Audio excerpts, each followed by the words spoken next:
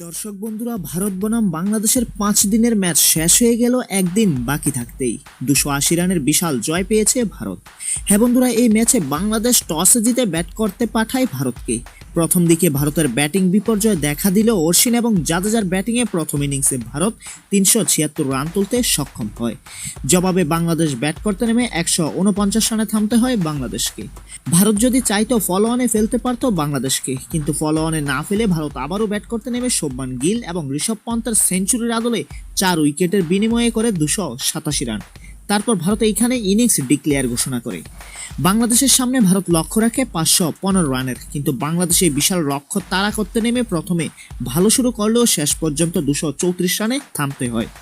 এই ম্যাচে আম্পায়াররা তেমন কোনো ভুল সিদ্ধান্ত দেননি, শুধুমাত্র বিরাট কোহলির এলবিডব্লিউ আউটটা নট আউট ছিল, যেটা আম্পায়ার আউট দিয়েছেন। কিন্তু বিরাট কোহলির কাছে রিভিউ থাকার সত্ত্বেও তিনি ব্যবহার করেননি। যদি করতেন হয়তো বেঁচে যেতেন। এটা বাদ দিয়ে এই ম্যাচে দুর্দান্ত আম্পায়ারিং করেছেন আম্পায়াররা।